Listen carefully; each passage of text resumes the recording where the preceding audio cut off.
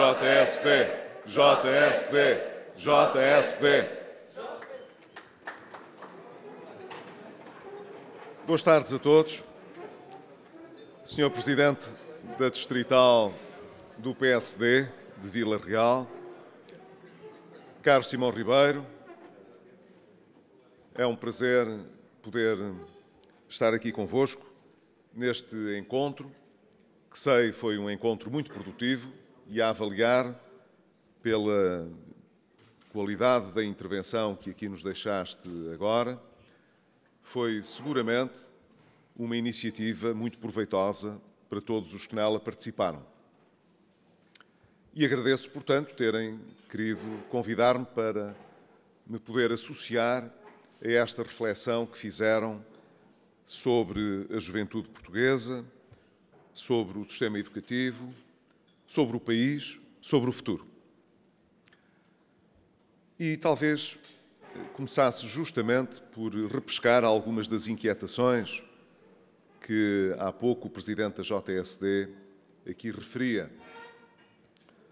Tem que ver com as preocupações que temos quanto à situação que vivemos hoje e quanto à forma como projetamos a construção do nosso futuro. Não é pelo facto de estarmos na oposição que deixamos de nos preocupar com o presente e com o futuro. Temos responsabilidades diferentes, simplesmente. Quem está no governo tem uma responsabilidade executiva, responde diretamente pelas políticas, sobretudo pelas políticas públicas, que respondem aos problemas do presente e que ajudam a construir o futuro. Quando se está na oposição, não se tem uma responsabilidade direta e executiva, mas nem por isso as propostas que se apresentam, as ideias que se partilham, os problemas que se confrontam, deixam de ser essenciais à formulação das expectativas de todas as pessoas que vivem na comunidade, no país, e, portanto, às soluções que se vão adotando também a pensar no futuro, mesmo quando elas implicam decisões que podemos vir a tomar no futuro. O debate democrático é, por isso, um debate plural, não pode ser realizado apenas por quem está no governo. É fundamental atender à composição de todas as ideias, à ponderação das diversas expectativas e, assim, à maneira como olhamos para os problemas que são comuns e como projetamos a ação sobre o futuro. É verdade que muitas vezes assistimos a um debate muito enviesado, pobre mesmo. Esse debate procura, de certa maneira, criar uma ilusão sobre o tempo que estamos a viver.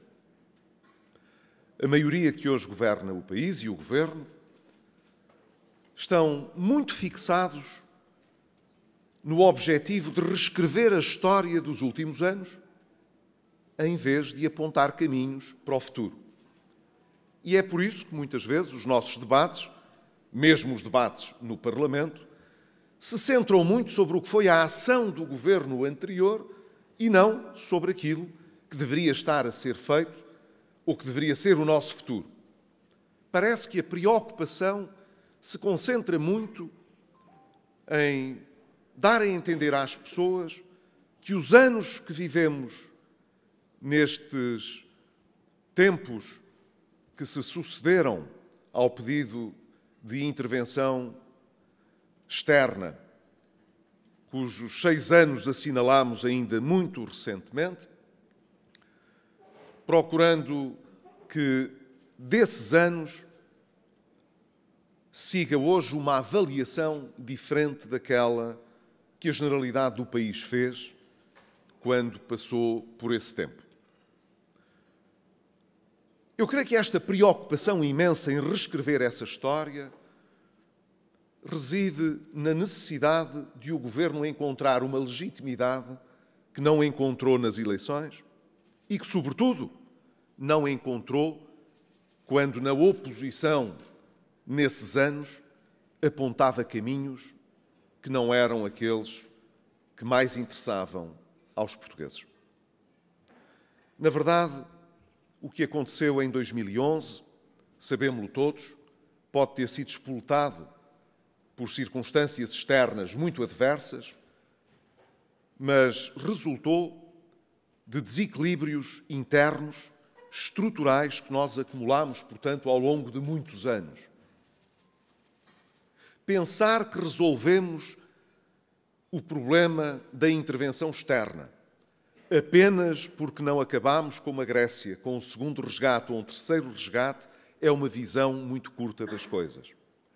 O que importa saber é se os problemas estruturais que fomos acumulando ao longo de muitos anos têm vindo a ser combatidos nas suas causas de forma efetiva ou não, porque é assim que preparamos o futuro. Portugal já passou várias vezes por circunstâncias extremas. Não é muito compreensível, sobretudo num país avançado como é Portugal. O que é preciso, portanto, é saber se estamos a fazer o que é preciso para vencer as causas do nosso atraso, da nossa vulnerabilidade e se estamos ou não a dirigir-nos para um futuro que pode ser mais equitativo, mais próspero e, portanto, mais de acordo com aquela que é a nossa noção de uma sociedade evoluída. Fizemos muito por isso no passado recente. Não fizemos tudo, mas fizemos muito por isso. Não me refiro, evidentemente, às chamadas políticas da austeridade, porque, como muitas vezes já se repetiu, a austeridade é o que sobra quando não há dinheiro. É assim. E os socialistas sabem disso muito bem. Melhor até do que quem faz parte do Bloco de Esquerda ou do Partido Comunista, porque esses não estiveram antes no governo. Mas o Partido Socialista esteve e foi um dos agentes da austeridade no país. Por exemplo, quando fizemos a negociação, quando fizemos, refiro-me ao país, do memorando de entendimento em 2011, o Partido Socialista, que fez essa negociação, então no governo, comprometia-se a trazer, por exemplo, para as pensões, o mesmo nível de corte de rendimento que tinha sido aplicado aos funcionários públicos pelo Partido Socialista. E dizia-se lá no memorando que se iria aplicar, a partir dos 1.500 euros de pensão, os mesmos cortes que se tinham aplicado aos funcionários públicos, que se tinham aplicado pelo Partido Socialista. E o Partido Socialista estava comprometido, portanto, a fazer os mesmos cortes aos reformados. Eles sabem, portanto, apesar da súbita amnésia de que parece terem padecido, que a austeridade é o que sobra quando não há dinheiro. E deve ser removida e os rendimentos repostos à medida das possibilidades.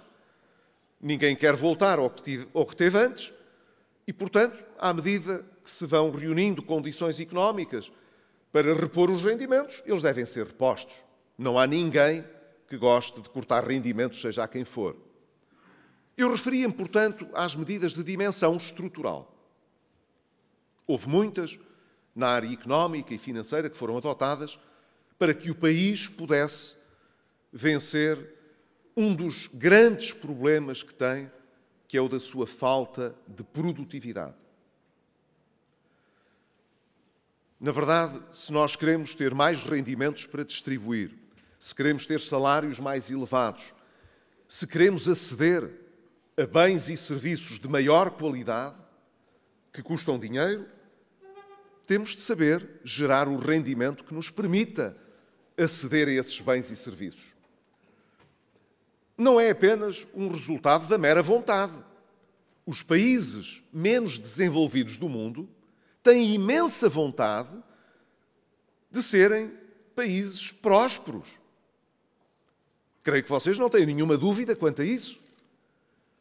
Identifiquem o país com o maior atraso económico e social que possam imaginar no mundo e perguntem às pessoas desse país se não gostavam de viver com mais prosperidade, de serem um país com uma economia mais forte, com salários mais elevados, em que pudessem fazer férias onde lhes apetecesse no mundo educar os seus filhos nas melhores escolas, ter uma habitação condigna. Não há ninguém que não queira. Isto não depende, portanto, apenas dos desejos que formulamos. Depende das políticas que conseguimos pôr em prática para atingir esses objetivos. Nós desenvolvemos muitas políticas que são indispensáveis para que isto aconteça. Nós sabemos que um país só pode ser mais próspero e só pode ser um país mais equitativo se souber ser cosmopolita, se abrir, portanto, ao mundo, se não se fechar sobre si próprio, se não reproduzir uma sociedade de privilégios, se souber, portanto, confrontar as situações de privilégio injustificado que existam, se souber ser produtivo, inovador, se as melhores práticas, se aqueles que conseguem acrescentar mais valor forem premiados, estimulados, ao invés, se não estivermos a desviar recursos para premiar aqueles que são menos produtivos, aqueles que vivem no essencial, não porque acrescentem alguma coisa, mas porque vão aos impostos pagos por toda a gente para receber mais do que é injustificado. Claro, não estou com isto a referir-me àqueles que não são produtivos porque não podem ser. Reparem, as crianças ou as pessoas mais idosas, evidentemente que não podem ser mais produtivos do que são. E isso não significa que não tenham direito a ter o mínimo. Por isso é que vivemos numa sociedade avançada, em que as pessoas não são deixadas à sua sorte, de qualquer maneira. Mas pensem em grupos dentro da sociedade que, apesar de poderem ser produtivos, escolhem não o ser. E apenas porque têm uma influência política grande, usam-na para poderem apropriar-se de rendimentos que não ajudaram a gerar.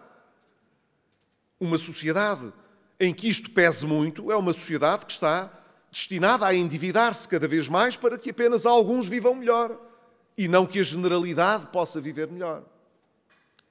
Isso aconteceu em Portugal durante muitos anos. E essa é a razão porque a vossa geração, aqueles que hoje têm 18 anos ou mais e que encaram o seu futuro projetando a sua vida para os próximos 40, 50 anos, de vida útil, ativa, esta nova geração sabe que tem, quer do ponto de vista público, quer do ponto de vista privado, de pagar uma dívida imensa, que não foi contraída a pensar no seu bem-estar, no vosso bem-estar, mas no bem-estar daqueles que acharam que tinham direito a ter mais, mesmo quando não tinham o suficiente para pagar aquilo a que julgavam ter direito. E, portanto, viveram à custa de transferir para o futuro o custo e o pagamento daquilo que anteciparam como benefício para si próprios. Este foi o drama em que nós vivemos durante muitos anos e é, evidentemente, um drama com o qual a geração mais jovem está confrontada. Os privilégios de uns, por mais razoáveis que possam parecer, correspondem hoje a um ónus muito grande que os mais jovens vão ter de suportar durante muitos anos.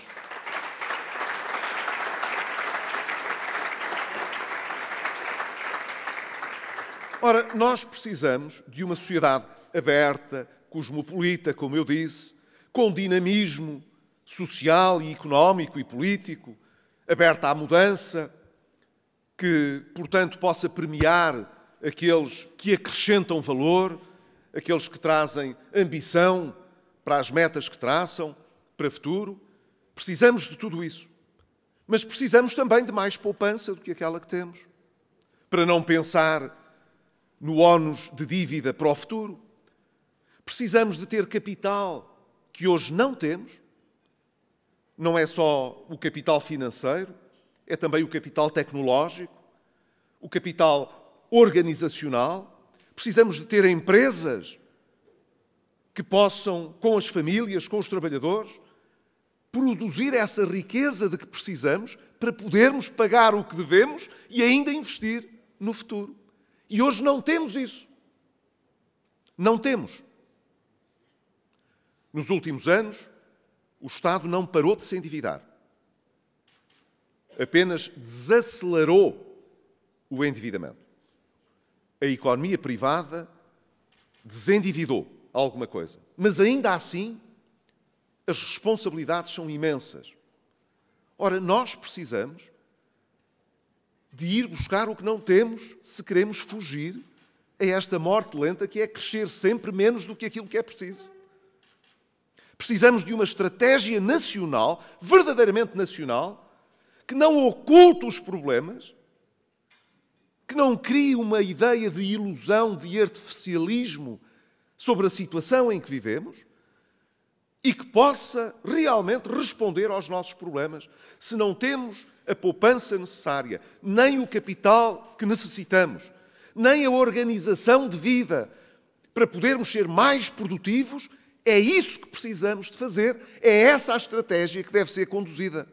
Ora, esta estratégia hoje, quem governa e quem suporta como maioria o governo no Parlamento, não tem tal estratégia. Não tem.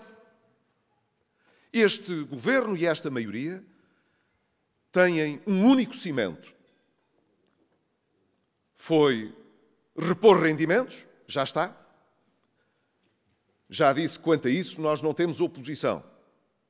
Nós já tínhamos começado a repor rendimentos. O nosso problema não é repor rendimentos, é repô-los ao ritmo que não ponha em causa o equilíbrio de que precisamos para não voltar atrás. Achamos que a forma que foi adotada é arriscada, mas aceitamos o propósito de repor rendimentos. Isso não nos separa. Não fomos nós que os cortámos por prazer. Temos muito gosto em que eles possam ser repostos. Mas isso não é uma estratégia para o futuro. Isso é uma estratégia para o presente. Diz-nos pouco para o futuro. O único cimento que esta maioria teve foi para reverter reformas estruturais importantes que se tinham feito. Não reverteram tudo, mas já reverteram muita coisa. Perguntamos nós, porquê é que isso foi feito? Porquê é que há esse cimento?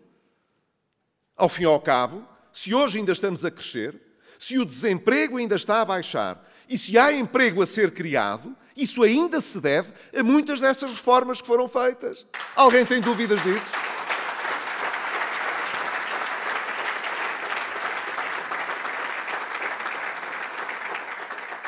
Lembram-se de alguma reforma importante, estrutural, que este governo tenha feito e que possa dizer foi por causa desta grande decisão que tomámos, desta grande reforma que fizemos, que a economia está a crescer? Zero. Nenhuma reforma estrutural foi feita. Mas foram removidas algumas reformas importantes que nós fizemos.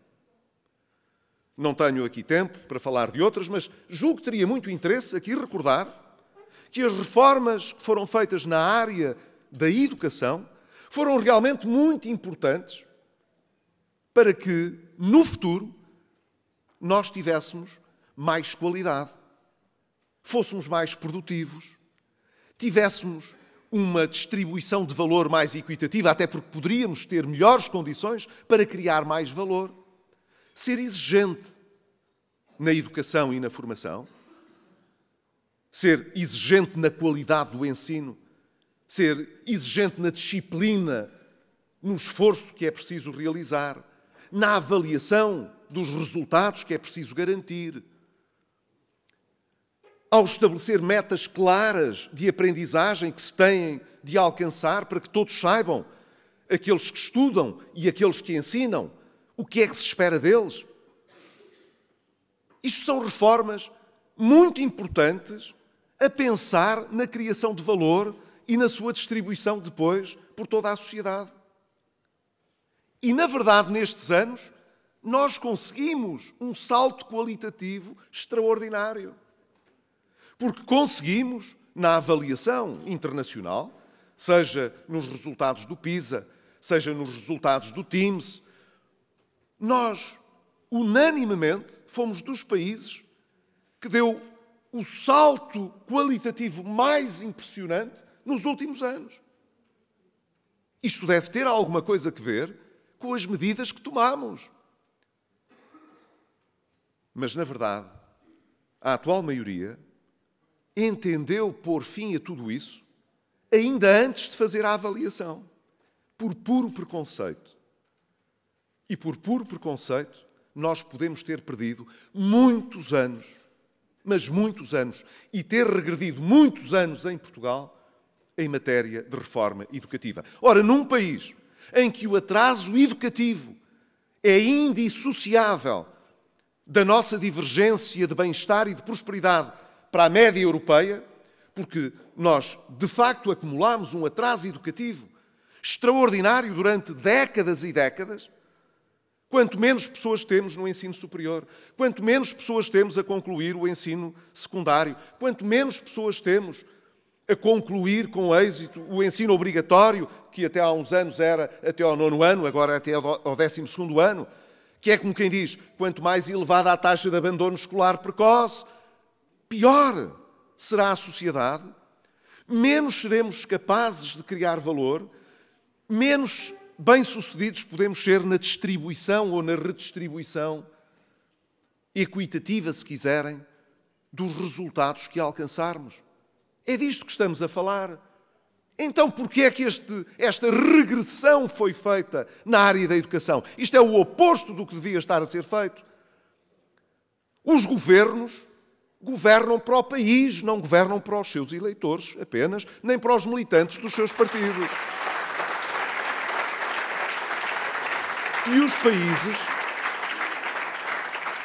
E os países não podem ficar capturados por um determinado governo ou por uma determinada maioria. É por isso que cada governo que aparece, apesar das diferenças que assume face ao anterior, e que são legítimas em democracia, como é evidente, cada governo deve acrescentar alguma coisa sobre o que recebeu em termos de bem-estar. Mas hoje vivemos com um governo que não acrescenta, vive do que recebeu, redistribui ainda mais e mais depressa o que tem, mas não está a construir nada para o futuro e não aceita críticas. Quem diga que isto não está a ser bem feito é como se não tivesse autoridade para falar. Como se em democracia houvesse, porventura, gente que tem legitimidade para falar e gente que não tem legitimidade para falar, gente que pode votar e gente que não pode votar. Não somos todos portugueses, não podemos todos ter a nossa opinião.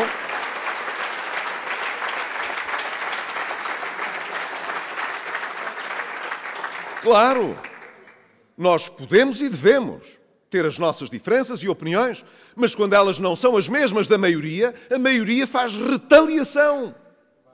E isto, a retaliação, é um retrocesso democrático insuportável na época em que vivemos. Nós temos instituições independentes em Portugal que não são respeitadas pela maioria nem pelo governo. Eu dou não o exemplo do Banco de Portugal, porque tem sido referido com muita abundância, mas deixem-me referir o caso do Conselho de Finanças Públicas. O Conselho de Finanças Públicas existe em Portugal, ao contrário do que muita gente pensa, não porque tenha sido uma exigência da Troika, foi uma exigência minha, feita em 2010, ao então governo liderado pelo primeiro-ministro José Sócrates.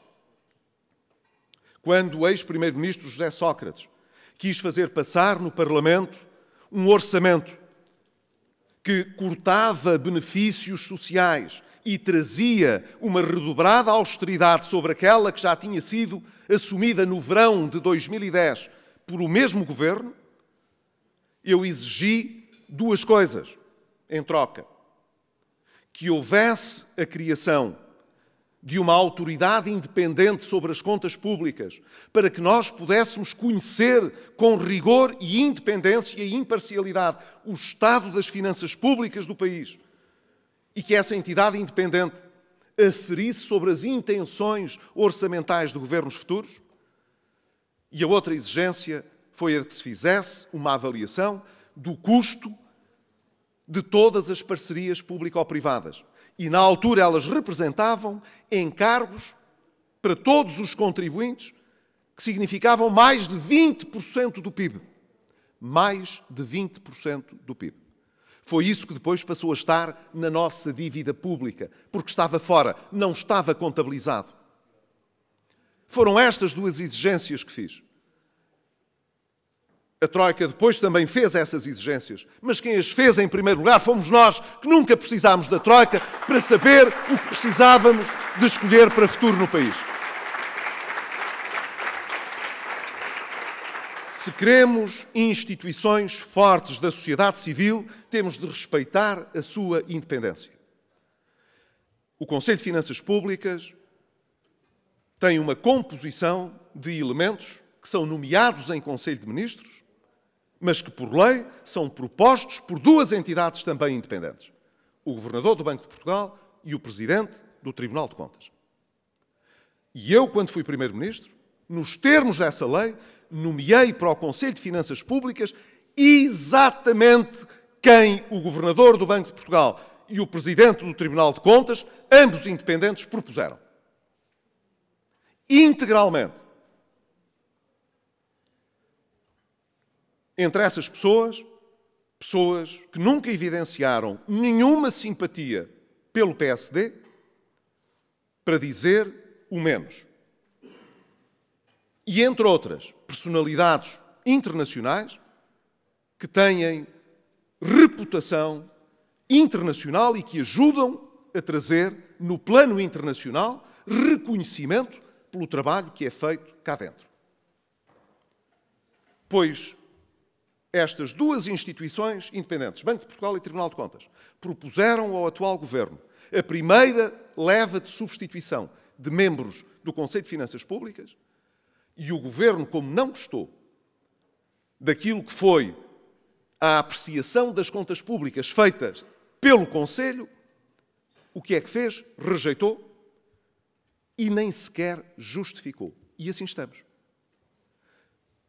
Foi proposto, por exemplo, uma personalidade muito conhecida, Teresa Terminacian, que foi, de resto, a chefe de missão do Fundo Monetário Internacional no acordo de stand-by com o Fundo Monetário Internacional que Portugal fez durante os anos de 1983 a 1985, com o Partido Socialista no governo e no tempo do Bloco Central. É uma personalidade que conhece bem Portugal, é uma personalidade bem reconhecida externamente e o Governo não aceita nomear, não justifica porquê, faz um veto de gaveta e diz, agora, indiquem outros. E indiquem outros até nos agradarem para a gente poder nomear, porque enquanto não nos agradarem, a gente não nomeia.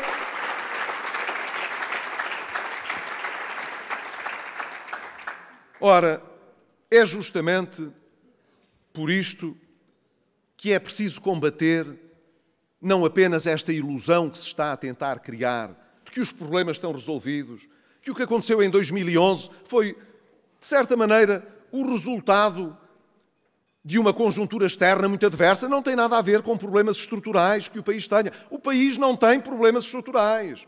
Não há nenhum problema estrutural na segurança social, não há nenhum problema estrutural nas nossas finanças públicas, não há nenhum problema estrutural na forma como a banca funciona, na forma como os nossos recursos financeiros são alocados às empresas. Não há nenhum problema de produtividade no país. O que é preciso é aumentar as pensões, é aumentar o salário mínimo, é dar mais rendimento, aumentar os salários e assim todos vamos crescer. Como é que ninguém se lembrou disto há uns anos atrás, quando o país teve de pedir ajuda externa? Porque não gastaram mais na altura? Porque é que, em vez de cortar os salários na função pública, não os aumentaram? Porque é que não aumentaram as pensões? Porque é que não deram mais dinheiro aos bancos? É isto que o Governo e a maioria não gostam de ouvir. Porque preferem a ficção de que isto só aconteceu no passado, as dificuldades por que passámos, porque fomos governados por alguém de má fé que queria, com medidas de austeridade, castigar os portugueses. E acham que as pessoas aceitam estes argumentos, que são um contrassenso absoluto. Mas com isso escondem a falta de cimento que têm para preparar alguma coisa que preste para o futuro. E este é o ponto. Portugal permanece adiado. Vínhamos seguindo uma recuperação económica que não se inverteu, felizmente, mas que desacelerou. E desacelerou quando todos os outros aceleraram. O atual governo quer que as pessoas acreditem que a economia só começou a crescer agora. Que só agora é que veio o investimento, só agora é que vieram as exportações, só agora é que os dados económicos são melhores. É mentira. Esses resultados já estavam em marcha e com muito vigor. E em 2016 afrouxaram. Agora que perdemos um ano, parece que em 2017 talvez possam chegar ao nível de 2% de crescimento da economia que estava projetado para o ano passado. Agora que perdemos um ano, acham que é indesmentível que a solução que têm é a melhor. E eu lembro-me de um artigo escrito pelo ex-ministro da Economia, Vieira da Silva, meio ano antes de ser pedido um resgate, a explicar a maravilha do crescimento económico em Portugal que se estava a viver com o governo do engenheiro José Sócrates. Como esquecer que há quem não aprenda nada com os erros, quem não aprenda nada com a história. É por isso, caro Simão Ribeiro, que nós temos de estar focados no essencial. Não sei se é mais de esquerda nem mais de direita, não faço ideia. Mas o essencial é confrontar as causas do nosso atraso, os problemas estruturais que temos e procurar resolvê-los. Não somos donos da verdade, não há uma verdade. Mas isso não significa cair no puro relativismo, de que tudo é possível. Não é assim. Há coisas sobre as quais não há nenhuma razão para que alguém de direita ou de esquerda possa ter dúvidas. É em cima dessas que são questões sérias que nós devemos trabalhar. Nós dissemos em 2014, quando foi criado o Fundo de Resolução para o novo banco, que os contribuintes não iriam diretamente sofrer nenhuma penalização com essa solução. E hoje sabemos que os contribuintes irão pagar entre 800 a eventualmente 1.500 milhões de euros por causa dessa dívida que o sistema bancário tem ao Fundo de Resolução e este ao Estado. Porquê é que aconteceu assim? Aconteceu assim porque este governo decidiu fazer um perdão ao sistema bancário dessa dívida. Mais nada. É assim. E fê-lo pensando que passava entre os pingos da chuva. Ouviram o Primeiro-Ministro explicar isto e fazer uma declaração sobre isto? Olha, quero explicar aos portugueses que, ao contrário do que disse no Parlamento há 15 dias, que isto era um empréstimo e, como era um empréstimo, não ia ter custos para os contribuintes. Afinal, vai ter, porque nós vamos pôr uma taxa de juros e vamos dar 30 anos, o que implica, portanto, que o Estado vai deixar de receber quase metade daquilo que lá pôs. Ouviram o Primeiro-Ministro explicar isto? Está quieto. Ouviram o Ministro das Finanças explicar isso? Está quieto. Fizeram um comunicado. Mas nós lemos isto em todos os jornais. Ouvimos isto na televisão. Eles não gostam de dar as más notícias. E, neste caso, com razão, porque deviam se envergonhar destas más notícias. Nós sabemos que os bancos podiam precisar de mais tempo para pagar essas dívidas. Não queremos perturbar a estabilidade financeira, obrigando-os a pagar tudo de uma vez. E se nós estivéssemos no governo, estaríamos com certeza a encontrar uma solução para isso. Mas uma solução em que os bancos não deixassem de pagar o que devessem. Por que razão é que só vão pagar o capital ao fim de 30 anos? Tomáramos nós todos fazer isso. Não é verdade? Contraímos uma dívida, andamos a pagar juros durante 30 anos e ao fim de 30 anos depois então pagamos o capital. Imaginem-se a comprar as vossas casas e a fazer isto. Sabem porque é que isto não funcionaria? Porque o valor da vossa casa daqui a 30 anos, hoje, não vale nada. vale muito pouco. Porque é que esse negócio seria insustentável para um comprador? Porque os juros que ia pagar em 30 anos por esse capital davam para pagar várias vezes a casa. É por isso que nós pagamos juros, mas vamos amortizando o capital. É assim. Porque os juros que vamos pagando do que está em dívida, à medida que a dívida vai diminuindo, vai pesando menos também. É assim. E é nesta combinação, qualquer financeiro sabe, que se encontra uma solução equitativa. O Estado não pode deixar, quando empresta dinheiro, de saber qual é o custo de oportunidade desse dinheiro, porque vai ao mercado financiar-se também e paga por esse dinheiro. Não há razão para estar a subsidiar esses juros aos bancos. Pois foi esta a solução do Governo. O que é que diz o Bloco de Esquerda e o Partido Comunista Português e o Partido Socialista? Nada. Sobre isto, não dizem nada. Sobre a venda do novo banco, dizem que não estão de acordo. Mas isso é porque sabem que não têm de a votar. Porque se soubessem que tinham de a votar, votavam-na no Parlamento. Assim fazem um projeto de resolução, que é conversa. Conversa para fazer de conta que não é nada com eles. Mas é com eles, porque o Governo que tomou estas decisões é o Governo que só existe com o apoio deles, porque eles querem. Não vale a pena virem com a conversa que o Governo, nesta matéria, tem uma opinião diferente. Mais do que isso, parece muito óbvio que este Governo vive no essencial deste compromisso mínimo entre estes partidos, que acabam por considerar que é pouco relevante aquilo que é fundamental numa sociedade. Reparem bem, pertença ao euro e à União Europeia. O Primeiro-Ministro diz, o deputado Jerónimo de Sousa diz, a deputada Catarina Martins diz, temos as nossas diferenças. Temos as nossas diferenças e essas diferenças são muito vincadas, mas isso não põe em causa ao Governo. Porquê? Porque a nossa participação, deduzo eu, no euro ou na União Europeia não é uma questão primacial. Não valia a pena sequer estar a perder tempo com isso à volta das posições comuns sobre o Governo. A nossa inserção, reparem bem no que se diz, a nossa inserção na Europa ou no euro não é uma matéria da maior importância, porque se fosse estava nas posições comuns e eles não estariam em forte divergência, estariam sintonizados porque têm uma solução de governo em comum. O mesmo se aplica à banca. Então o sistema financeiro não é crítico na economia nacional?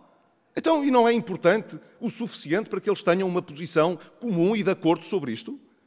Se não têm, e isso não põe em causa ao Governo, eu deduzo que para o Bloco de Esquerda e para o Partido Comunista, a situação na banca ou a venda do novo banco é um mal menor, é uma coisa que não afeta rigorosamente as suas convicções sobre a sociedade portuguesa, sobre a economia portuguesa e sobre o futuro em Portugal. É a única coisa que nós podemos concluir. O que é fundamental para a generalidade dos portugueses é acessório para os partidos que fazem parte desta maioria. E é por isso que o futuro do país continua adiado.